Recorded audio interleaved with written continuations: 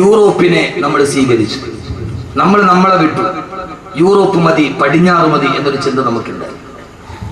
മക്കളെ UK വിട്ട് പഠിപ്പിച്ചാൽ അവൻ ഏറ്റവും നല്ലവനാണ്, അവൻ ആഖിറത്തിൽ പ്രയോജനപ്പെട്ടു എന്ന് നമ്മൾ കരുതിപ്പോയി. നിങ്ങൾ ഈ കണിയാപുരം മുതൽ കഴക്കൂട്ടം വരെ ഏത് സ്ഥലത്തും നിങ്ങളൊരു 2 പരസ്യമാണ് ഏറ്റവും കൂടുതൽ. 2 പരസ്യം. കണിയാപുരത്ത് നിങ്ങൾ പോയാൽ അവിടെ കാണുന്ന ഏറ്റവും വലിയ പരസ്യം ഏതാ? മലേഷ്യൻ ഗോൾഡ് സൂക്കിന്റെ എന്റെ വലിയ ഹബീബാണ് അദ്ദേഹത്തിന് അനുജന്റെ മോളെ വിവാഹം കഴിച്ചിരിക്കുന്ന എന്റെ ഏറ്റവും അടുത്ത സുഹൃത്താണ്. അള്ളാഹു നല്ല ബർക്കത്ത് കൊടുക്കട്ടെ. മലേഷ്യൻ ഗോൾഡ് സൂക്കിന്റെ പരസ്യം നമ്മൾ കാണും. പക്ഷെ അതിനേക്കാൾ കൂടുതൽ കണിയാപുരം മുതൽ കഴക്കൂട്ടം വരെ പോയാൽ അല്ലെങ്കിൽ തിരുവനന്തപുരം വരെ പോയാൽ ഏത് ഇലക്ട്രിക് പോസ്റ്റിലും 2 പരസ്യമാണ് കൂടുതൽ. ഒന്ന്, UK പഠിക്കാൻ അവസരം. മക്കളെ നമ്മൾ UK വിട്ടു. ഒന്നേതാ? UK പഠിക്കാൻ അവസരം.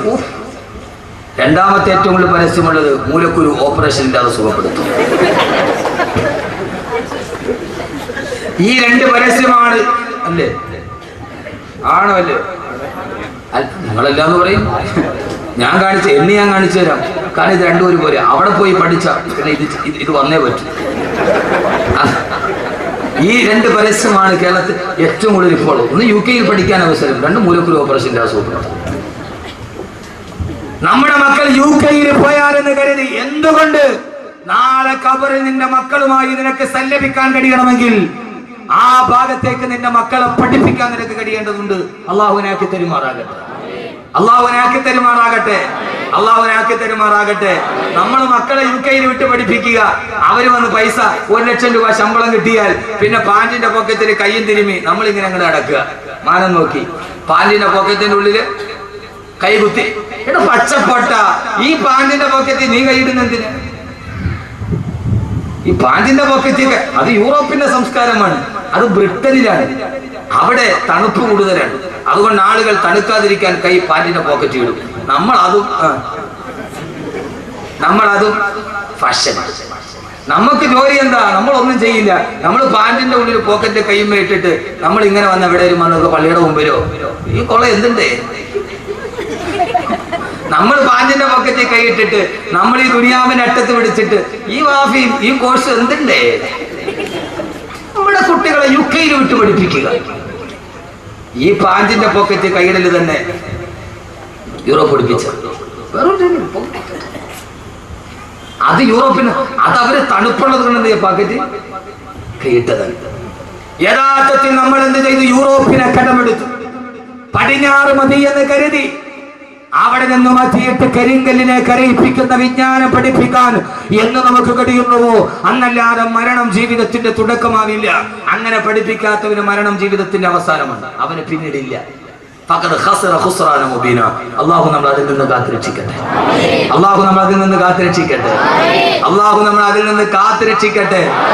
നമ്മൾ എന്ത് ചെയ്യണം? യൂറോപ്പ് എന്ന് പറഞ്ഞാൽ എന്താ? യൂറോപ്പ് പച്ച വ്യഭിചാരം പഠിപ്പിച്ച നാട്.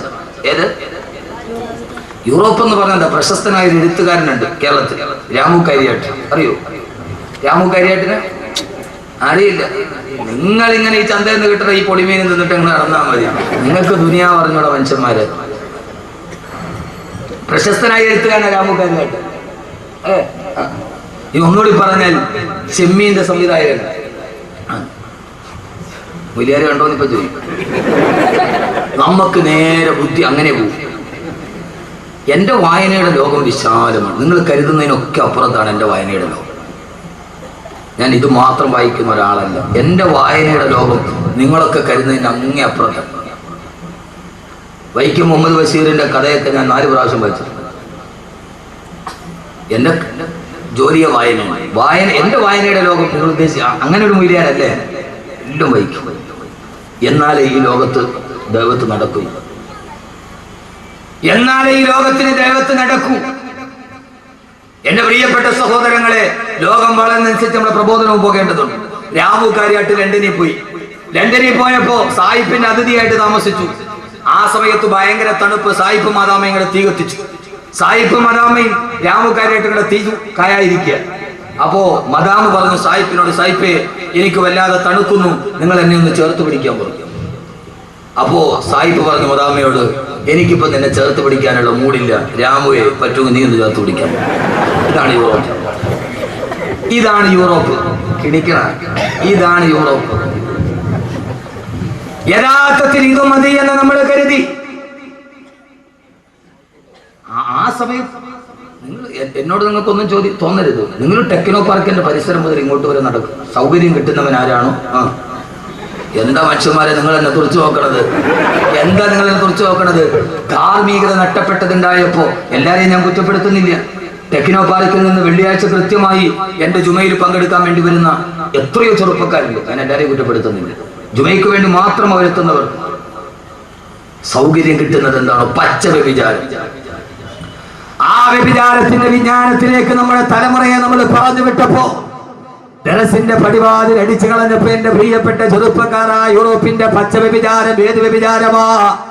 അർജന്റീന ലോകകപ്പിന്റെ ഏറ്റവും വലിയ ഫുട്ബോളറായ ലയണൽ മെസ്സിയെ താരാരാധന നടത്തുന്ന എന്റെ പ്രിയപ്പെട്ട ചെറുപ്പക്കാരാ,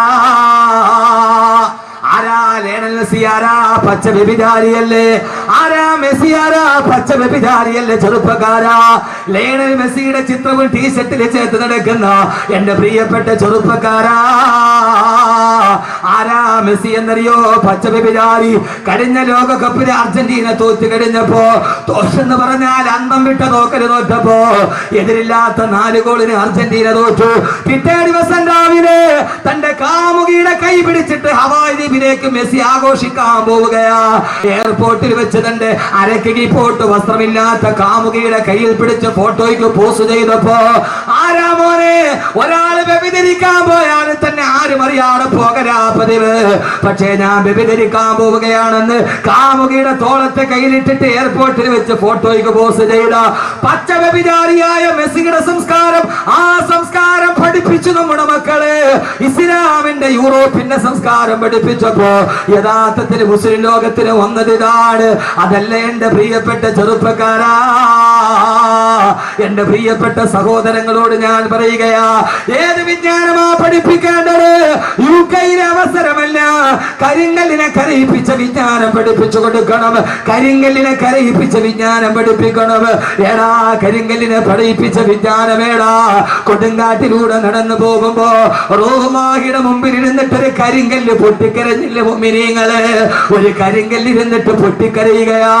ഈസാ നബി അലൈഹിസ്സലാത്തു വസ്സലാം ചോദിച്ചു, കരിങ്കല്ലേ എന്തിനാണ് കരയുന്നതെന്ന് ചോദിച്ചപ്പോ ആ സമയത്താണ് കണ്ണുനീരിട്ട് വീണ കരിങ്കല്ല് പറഞ്ഞത്, പ്രിയപ്പെട്ട ചെറുപ്പക്കാരെ അറിയുക, ഇത് നിരർത്ഥക പാഠത്തിന്റെ പാഠമല്ല. ഈ കാണുന്ന കരിങ്കല്ല് പൊട്ടിക്കരഞ്ഞുവത്രേ. കരിങ്കല്ലിന്റെ കണ്ണിലൂടെ കണ്ണുനീര് തടം തൊഴുത്തുവത്രേ. റൂഹുല്ലാഹി ഈസാ നബി ചോദിച്ചു, കരിങ്കല്ലേ എന്തിനാണ് കരയുന്നതെന്ന് ചോദിച്ചപ്പോ ആ സമയത്താണ് കരിങ്കല്ല് പറഞ്ഞത്, അൽഹമനി റബ്ബി വഖൂദുഹന്നാസു വൽ ഹിജാറ. എന്റെ അല്ലാഹു എനിക്ക് അറിയിപ്പിച്ചു തന്നു, നാളെ നരകത്തിൽ തീ പിടിപ്പിക്കാൻ ഉപയോഗിക്കുന്നത് കരിങ്കല്ലിനെയാണ്. നാളെ നരകത്തിന്റെ കുണ്ടത്തിലോട്ട് വലിച്ചു വെക്കുന്നത് മനുഷ്യരെയും കരിങ്കല്ലുകളെയുമാ എന്ന് അല്ലാഹു എനിക്ക് അറിയിപ്പിച്ചു തന്നു. അതറിഞ്ഞത് മുതൽ ഞാൻ ഇവിടെ ഇരുന്ന് കരയുകയാണെന്ന് പറഞ്ഞു കരിങ്കല്ല്. ആ കരിങ്കല്ലിനെ പോലെ തന്നെയാ മനുഷ്യന് നരകത്തിലെ തീക്കുണ്ടങ്ങളാ. എന്തേ മനുഷ്യരെ കരയുന്നില്ല? എന്തേ കവളിലൂടെ കണ്ണുനീര് തടം തൊഴുകുന്നില്ല? എന്റെ അമ്മ എന്നോട് പറഞ്ഞു, നാളെ നരകത്തിൽ കത്തിക്കപ്പെടുമല്ലോ എന്നോത്തിട്ട് വടിയരികിരുന്ന് കരിങ്കല്ല് കരയുന്നത് കണ്ടപ്പോ, അവിടെ ഇരുന്നു കൊണ്ട് ഈസാ നബി കരിങ്കല്ലിന്റെ കരച്ചിൽ കണ്ടപ്പോ ഈസാ നബി അല്ലാഹുവോട് ദുആ ചെയ്തു, അല്ലാഹുവേ അല്ലാഹുവേ അല്ലാഹുവേ, ഈ കരിങ്കല്ലിന്റെ കരച്ചിൽ കണ്ടിട്ട് സഹിക്കുന്നില്ല അല്ലാ, ഇതിന് നീ എന്തെങ്കിലും ഒരു പരിഹാരം ഉണ്ടാക്കണം. അല്ലാഹു പറഞ്ഞു, ഈസാ നബിയെ ആ കരിങ്കല്ലിനോട് പറയുക, അതിനെ മാത്രം ഞാൻ നരകത്തിലിടില്ലെന്ന്. ഈ ഭൂമി ലോകത്തിലെ മുഴുവൻ കരിങ്കല്ലുകളെ നരകത്തിലിട്ട് ആളിക്കത്തുമ്പോ ഈ കരിങ്കല്ലിനെ മാത്രം ഞാൻ നരകത്തിലിടുന്ന് പറയ ഈസാ. ഈസാ നബി അലൈഹിസ്സലാത്തു വസ്സലാം ആ കരിങ്കല്ലിന്റെ അരികിൽ ഇരുന്നിട്ട് തടികി തലോടിയിട്ട് പറഞ്ഞു, കല്ലേ കരയണ്ട, കല്ലേ കല്ലേ കരയണ്ട കല്ലേ. ഇതേത് കഥയെന്നറിയോ? മനുഷ്യൻ കരിങ്കല്ലിനെ തടകി ആശ്വസിപ്പിച്ച കഥ. കേൾക്കുക സഹോദരങ്ങളെ, ആ കരിങ്കല്ലിനെ തടുകി തലോടിയിട്ട് ഈസാ നബി പറഞ്ഞു, അത്ര കരിങ്കല്ലേ, കരയണ്ട കല്ലേ, കരയണ്ട കല്ലേ, അള്ളാഹു നിന്നെ മാത്രം നരകത്തിൽ നിന്ന് മോചിപ്പിച്ചിരിക്കുകയാ. ഈസാ നബി നടന്നുപോയി. കുറെ മാസങ്ങൾക്ക് ശേഷം അതിപടി വരുമ്പോ പിന്നെയും ഈ കരിങ്കല്ലിരുന്ന് കരയുകയാണ്. ഈസാ നബി ചോദിച്ചു, അത്ര കരിങ്കല്ലേ, എന്തിനാണ് ഇനിയും കരയുന്നതെന്ന് ചോദിച്ചപ്പോ കരിങ്കല്ല് പറഞ്ഞ മറുപടി, ഈസാ നബിയെ, ആദ്യം ഞാൻ കരഞ്ഞത് ഖൗഫല്ലി റബ്ബി, എന്റെ അല്ലാഹുവിന്റെ നരകത്തെ കുറിച്ചുള്ള പേടി കൊണ്ടാ. രണ്ടാമത് ഞാൻ കരഞ്ഞത് ശുക്റല്ലി റബ്ബി, എന്റെ അല്ലാഹുവിനോടുള്ള നന്ദി രേഖപ്പെടുത്താനാ. എല്ലാ കല്ലുകളും നരകത്തിലോട്ട് വലിച്ചെറിയുമ്പോ എന്നെ മാത്രം നരകത്തിൽ നിന്ന് മോചനം നടത്തിയ എന്റെ റബ്ബിനോടുള്ള നന്ദി കാരണത്താലാണെന്ന് കരിങ്കല്ല് പോലും കരഞ്ഞു പോയെങ്കിൽ ഈ കരിങ്കല്ലിനെ കരയിപ്പിക്കുന്ന വിജ്ഞാനം പഠിക്കണം. ഈ കരിങ്കലിനെ കരയിപ്പിക്കുന്ന വിജ്ഞാനം പഠിക്കണം. ആ വിജ്ഞാനമാണ് എന്റെ മോനെ, റൂഹെന്ന് നിന്റെ കയ്യിൽ നിന്ന് വിട്ടുപോയാൽ, ഈ ശരീരത്തിൽ നിന്ന് ആത്മാവ് പോയാൽ, കരിങ്കല്ലിനെ കരയിപ്പിച്ച വിജ്ഞാനം ഏതെന്നറിയോ? ശരീരത്തിൽ നിന്ന് ആത്മാവ് വിട പറഞ്ഞു പോയാൽ നിന്റെ ശരീരം കൊണ്ടുപോയി 6 അടി മണ്ണിലേക്ക് കുഴിച്ചിട്ട് കഴിഞ്ഞാൽ 3 ദിവസം കഴിഞ്ഞ് നീ തുറന്നു നോക്കുമ്പോ നിന്റെ കണ്ണുകൾ മുഴുവനും അഴുകി മാറിയിട്ട് 2 ഗുഹയാ കാണുന്നതെങ്കിൽ 40 ദിവസം കഴിഞ്ഞ് കണിയാപുരം ഖബർസ്ഥാനില് ഖബറൊന്ന് കുഴിച്ചു നോക്കിയാ നിന്റെ എല്ലുകൾ മാത്രമാ കാണുന്നതെന്ന്. അതോടെ നിന്റെ ജീവിതം അവസാനിക്കുന്നില്ല. അഴുകി പോകുന്ന 6 അടി മണ്ണിന്റെ ഉള്ളിൽ നിന്റെ മാതാപിതാക്കൾ നിന്നെ കാണാനെത്തുമെന്ന്, സ്വർഗത്തിന്റെ മാലാഖമാര് നിന്നെ സന്ദർശിക്കാനെത്തുമെന്ന്. എന്നിട്ട്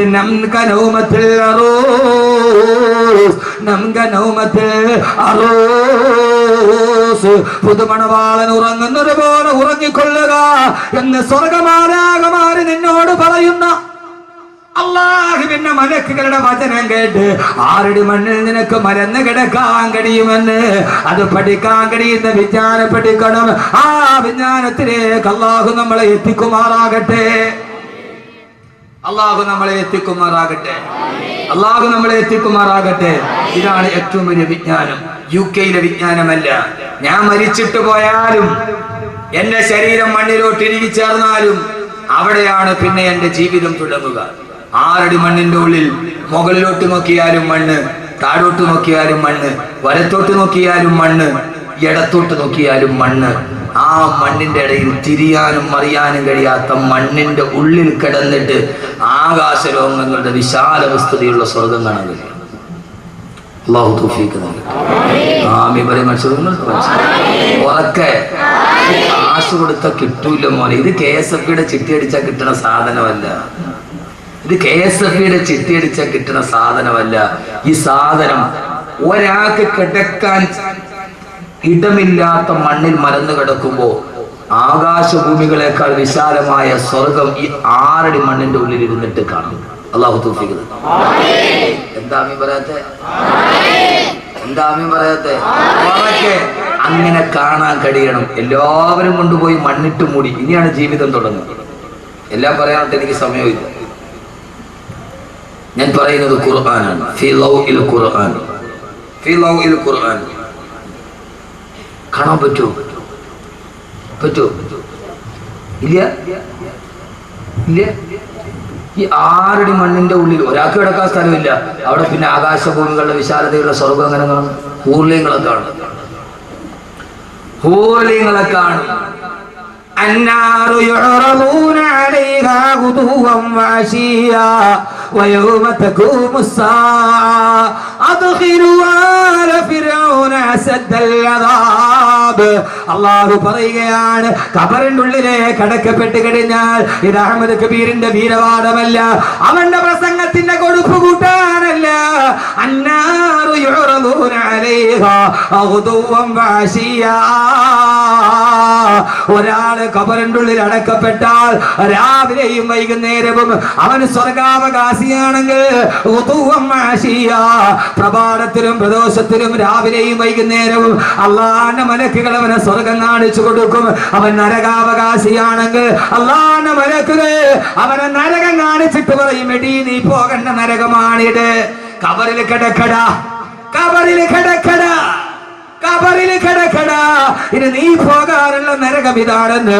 ഖബറിൽ കിടക്കുമ്പോ രാവിലെയും വൈകുന്നേരവും സ്വർഗവും നരകവും ആ ഖബറിന്റെ ഉള്ളിൽ കാണിക്കപ്പെടുമെന്ന് അല്ലാഹുവിന്റെ വിശുദ്ധ ഖുർആൻ. അന്നാറു യുറദൂന അലൈഹാ ഗുദുവൻ വഅശിയ്യ. അവൻ സ്വർഗാവകാശിയാണെങ്കിൽ രാവിലെ മലക്കുകൾ ഖബറിന്റെ ഉള്ളിൽ നടക്കുന്നത് എന്താ? ഖബറിന്റെ ഉള്ളിൽ നടക്കുന്നത് എന്താ? സ്വർഗാവകാശിയാണെങ്കിൽ സ്വർഗം കാണിച്ചിട്ട് പറയും, കണ്ടോ നിനക്ക് പോകാനുള്ള സ്വർഗമാണ്. ആ സ്വർഗത്തിലെ ഹൂർലിങ്ങളെ കാണും. ഇൻഷാല്ലാ നിങ്ങൾ ഇരിക്കും. ഞാൻ അടിപൊളി ഹൂർലിനായ ഒരു പെണ്ണിനെ കുറിച്ച് പറഞ്ഞാൽ, അവള് 400 കിലോമീറ്റർ അപ്പുറത്ത് നിന്ന് ചിരിച്ചാൽ ആ ചിരി ഇവിടെ കാണാൻ പറ്റും. ആ പെണ്ണിന്റെ കൈ പിടിച്ചിട്ട് പോവാം. പക്ഷെ അത് ഇരുന്നാൽ അവസാനം വരെ ഇരുന്ന ആ പെണ്ണിന്റെ പേര് സൈലും പറഞ്ഞാൽ ഇരിക്കൂ. ആ പെണ്ണിനെ കാണണ്ടേ? അടിപൊളി സ്വർഗത്തിൽ അവളുടെ പേര് സൈഡ് അഡ്രസ് ചെയ്ത് ഞാൻ പറഞ്ഞാൽ കാണണോ? സരിതേ മാതിരി ഒന്നുമില്ല. കേരള മന്ത്രിസഭയെ മറിച്ചിട ഒരു പെണ്ണിന് പറ്റൂങ്ങി. ഇതൊന്നും അല്ല. ഇതിപ്പോ എന്താ? ഇത് 400 മൈൽ. 400 മൈൽ എന്ന് പറഞ്ഞാൽ എത്ര കിലോമീറ്റർ വരും? 400 1 മൈൽ എത്ര കിലോമീറ്ററാ? ഇതെന്ത് മനുഷ്യന്മാരാ. ഇനിയിപ്പോ അത് ഞാൻ പഠിപ്പിച്ചത് 1.5 വരില്ല. 1.6 കിലോമീറ്റർ വരും. 1.6 കിലോമീറ്റർ. 1.5 അല്ല. അപ്പൊ ഏതാണ്ട് 400 മൈൽ അപ്പുറം എന്ന് പറഞ്ഞാൽ ഏതാണ്ട് 500-550 കിലോമീറ്റർ. 550 കിലോമീറ്റർ എന്ന് പറഞ്ഞാൽ കണിയാപുരത്ത് നിന്ന് 550 കിലോമീറ്റർ ഏതാണ്ട് കാസർഗോഡ് സേലം അല്ലേ?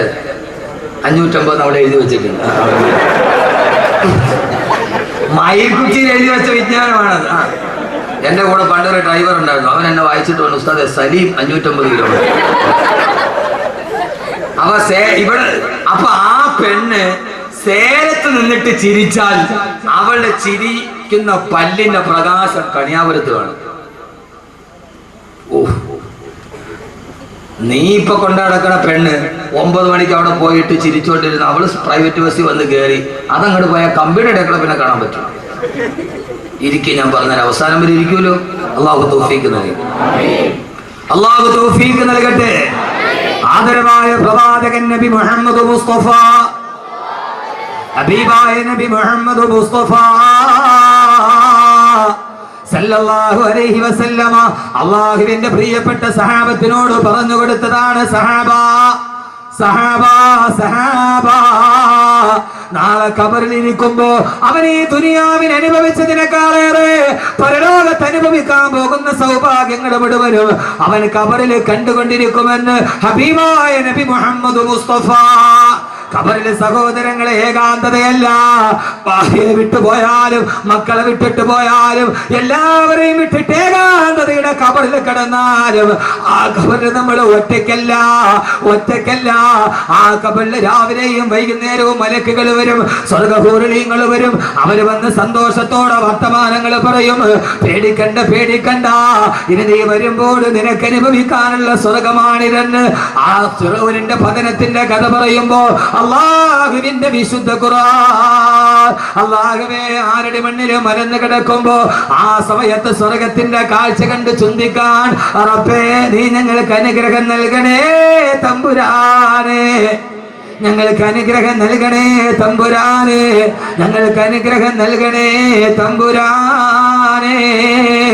അങ്ങനെ കാലാകാലം കാലാകാലം കിടക്കേണ്ടുന്ന ഖബറിൽ, കാലാകാലം കിടക്കേണ്ടുന്ന ഖബറിൽ അങ്ങനെ കഴിയുമ്പോഴാണ്, കുറെ നാള് ഖബറിൽ കഴിയുമ്പോഴാണ്, ഖബറിലെ അനുഭവങ്ങളൊക്കെ ഞാൻ ധാരാളം പ്രസംഗിച്ചിട്ടുണ്ട്. അങ്ങനെ എല്ലാവരും മരിച്ച് ഏറ്റവും അവസാനം ലോകാവസാനമായി. ലോകം അവസാനിച്ചു. ലോകാവസാനം കേൾക്കാത്ത ആരെങ്കിലും ഉണ്ടോ കൂട്ടത്തിൽ? ഇല്ലല്ല. അപ്പൊ ലോകാവസാനമൊക്കെ നന്നായിട്ട് പഠിച്ചില്ലേ? ലോകം അവസാനിച്ചു.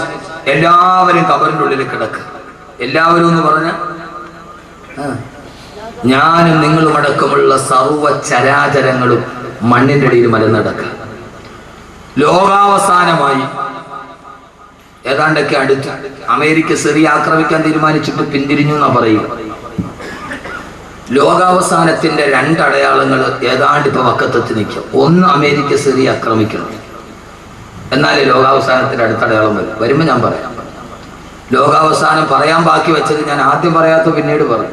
ഇനി അടുത്തൊരു കാസറ്റും കൂടെ ഞാൻ ഇറക്കുന്നുണ്ട്, ലോകാവസാനം പറയാൻ മറന്നുപോയത്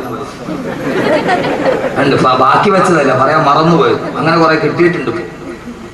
എന്റെ പ്രിയപ്പെട്ട, ഒന്ന്, ലോകാവസാനത്തിന്റെ രണ്ടടയാളം നമ്മുടെ മുമ്പിൽ ഇപ്പൊ നിൽപ്പുണ്ട്. ഒന്ന്, അമേരിക്ക സിറിയ ആക്രമിക്കണം. ആ ഒരു യുദ്ധം ഉണ്ടാവും. ഒന്നുകിൽ സിറിയ അല്ലെങ്കിൽ ഇറാൻ ഉണ്ടാവും, ഉറപ്പാണ്. രണ്ട്, മോഡി ഇന്ത്യയുടെ പ്രധാനമന്ത്രി ആവണം. ആവരുതെന്നല്ല, നരേന്ദ്രമോദി ഇന്ത്യയുടെ പ്രധാനമന്ത്രി ആവണം, എന്നാലേ ലോകം അവസാനിക്കും.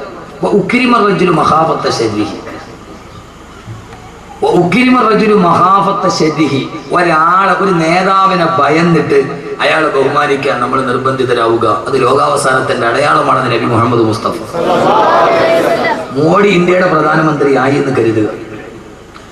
അയാൾ നമ്മുടെ നാട്ടിൽ വന്നാൽ പ്രോട്ടോകോൾ അനുസരിച്ചിട്ട് ഇന്ത്യൻ പ്രൈം മിനിസ്റ്റർ എന്ന രീതിയിൽ അയാൾ ബഹുമാനിക്കാൻ നമ്മൾ ബാധ്യസ്ഥരാണ്, നിർബന്ധിതരാണ്. ലോകം കണ്ട, ഹിറ്റ്ലർ കഴിഞ്ഞാൽ ലോകം കണ്ട ഏറ്റവും വലിയ ക്രൂരനായ മനുഷ്യൻ നരേന്ദ്രമോദി. ഹിറ്റ്ലർ കണ്ട, ഹിറ്റ്ലറിനേക്കാൾ ഹിറ്റ്ലറുടെ പ്രേതം ഇന്ത്യയിൽ വന്നതാണ് മോദി. ഹിറ്റ്ലറുടെ പ്രേതം ഇന്ത്യയിൽ വന്നതാണ് മോദി. ആ പ്രേതം കയറി കൂടിയ ശരീരമാണ് മോഡിയുടെ ശരീരം. അയാൾ പ്രധാനമന്ത്രി ആയാലേ ലോകാവസാനത്തിന്റെ അടയാളം ആവും.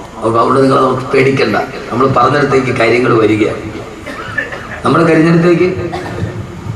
പറഞ്ഞിടത്തേക്ക് മോഡി പ്രധാനമന്ത്രിയായി നോക്കി ഇന്ത്യയിൽ മുസ്ലിമീങ്ങൾ ആരും കുറഞ്ഞു പോകില്ല.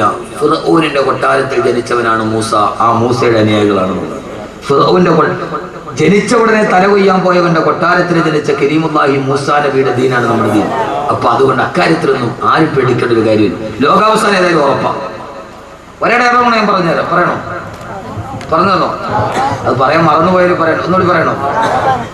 അമേരിക്കയുടെ സർവ്വ സേനാ ക്യാമ്പുകളും സൈനിക ക്യാമ്പുകളും ടൈഗ്രീസിന്റെയും യൂഫ്രട്ടീസിന്റെയും തീരത്ത്. ഞാനത് അവനെ വെറുതെ പറഞ്ഞിട്ട് പോകാൻ വന്നതല്ല, വെറുതെ ചിരിച്ചു കളിച്ച് പോകാനാണെങ്കിലും ഓക്കെ. പക്ഷേ 2 മണിക്കൂർ കൊണ്ടൊരു മാറ്റം ഉണ്ടാവും. അമേരിക്കയുടെ ഈ സഖ്യകക്ഷികളുടെ ഈ സർവ്വ സൈനിക ക്യാമ്പുകളും യൂഫ്രട്ടീസ് നദിയുടെയും ടൈഗ്രീസ് നദിയുടെയും തീരത്താണ്. പെണ്ണാങ്കൊല്ലം മനസ്സിലാവുന്നുണ്ടോ? എന്ത് യൂഫ്രട്ടീസ്?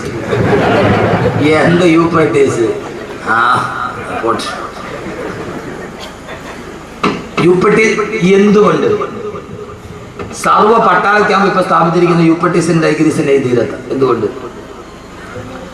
ആദരവായ പ്രവാചകൻ നബി മുഹമ്മദ് മുസ്തഫ സല്ലല്ലാഹു അലൈഹി വസല്ലം പറഞ്ഞു, ലോകാവസാനം അടുത്തു കഴിയുമ്പോ ടൈഗ്രീസിന്റെയും യൂഫ്രട്ടീസിന്റെയും തീരങ്ങളിൽ ജിബാലും മിനർ റഹബി, സ്വർണ്ണത്തിന്റെ മലകൾ ഉയർന്നു വരുമെന്ന് നബി മുഹമ്മദ് മുസ്തഫ.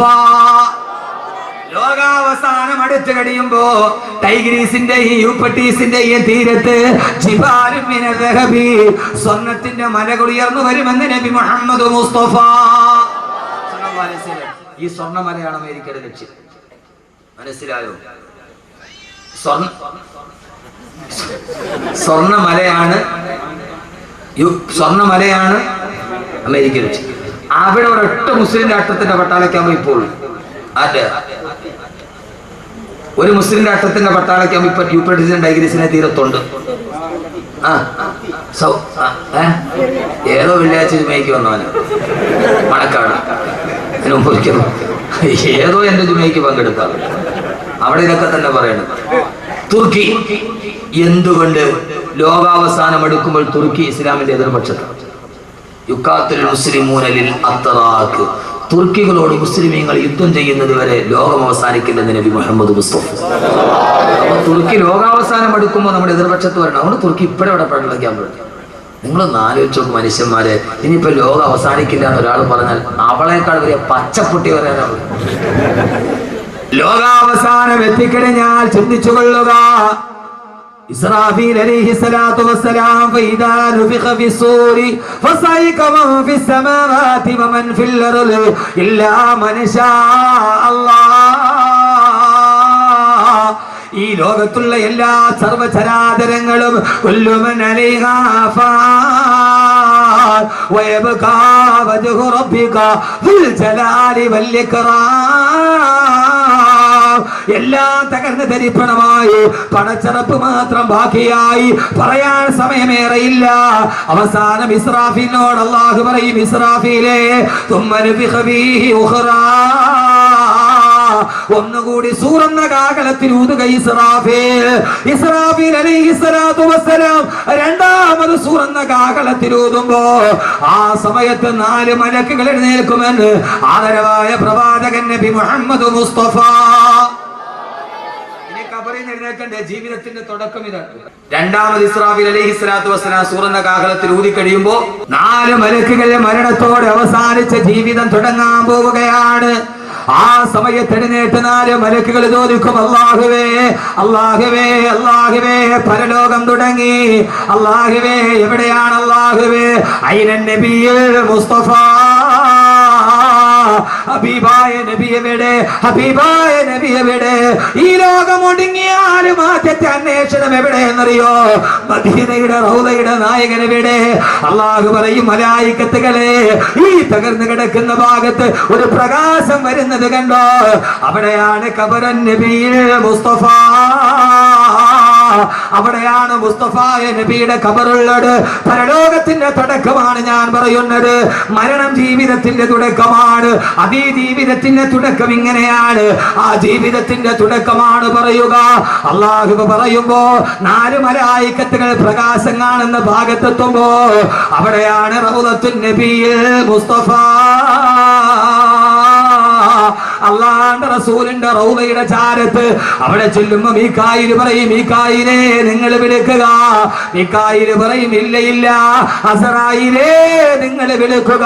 അവസാനം നിങ്ങളല്ലേ നബിയെ കണ്ടത്? അല്ല അല്ല അസ്രായീലേ. അവസാനം എല്ലാ മലക്കുകളും കൂടി പറയും, ഇല്ല ഇല്ല ഹബീബായ നബിയെ വിളിക്കാൻ അർഹതയുള്ളതാർക്കാ?